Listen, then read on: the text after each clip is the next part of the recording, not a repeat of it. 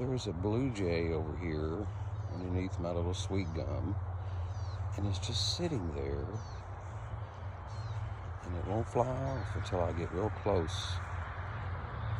I don't know what its problem is, but it just sits there.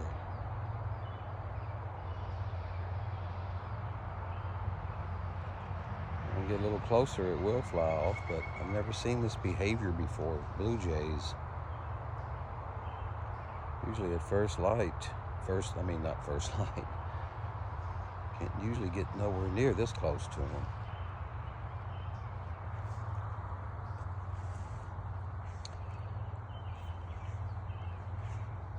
Now it's bouncing and flying away there. I don't know